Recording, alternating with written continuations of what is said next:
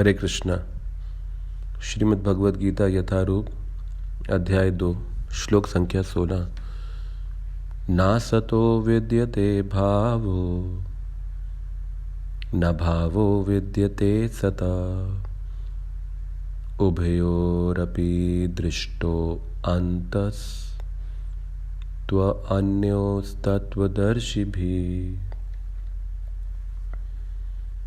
तत्वदर्शियों ने यह निष्कर्ष निकाला है कि असत भौतिक शरीर का तो कोई चिरस्थायित्व नहीं है, किंतु सत आत्मा अपरिवर्तित रहता है। उन्होंने इन दोनों की प्रकृति के अध्ययन द्वारा यह निष्कर्ष निकाला है।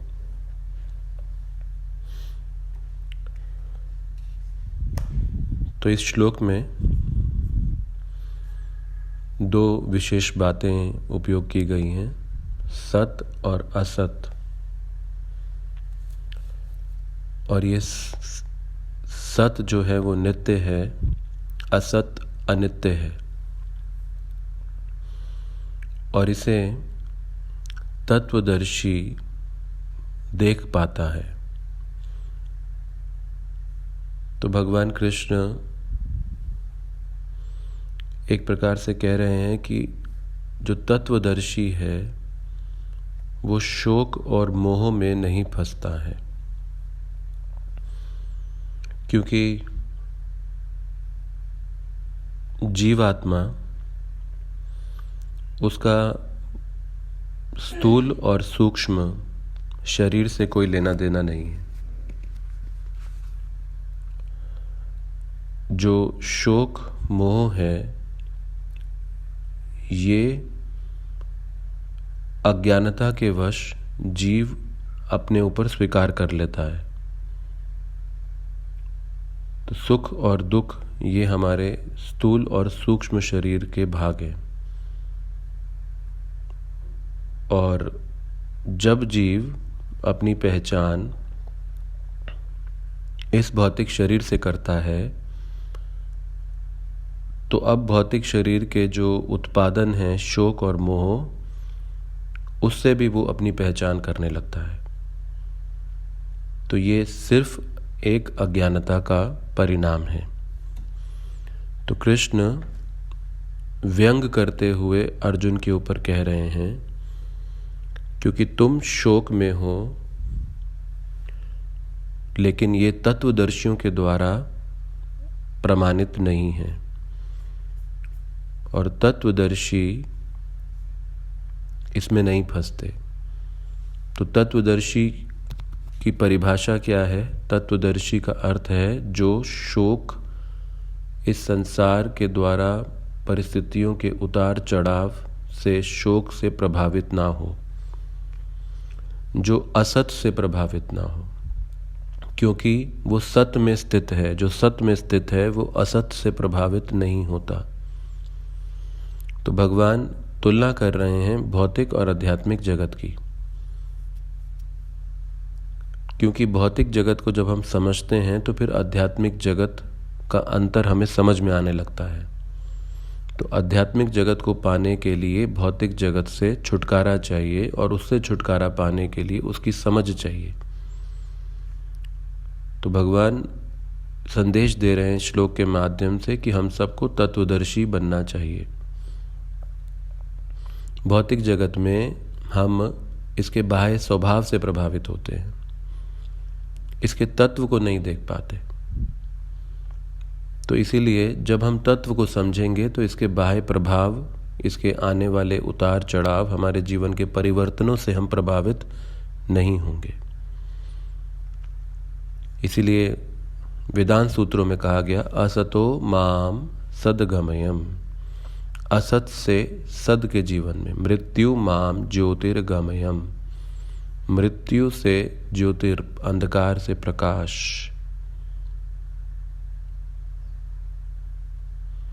तो कृष्ण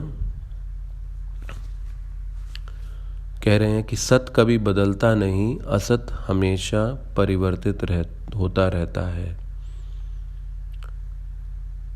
तो सत परिवर्तनहीन है, असत परिवर्तनशील है।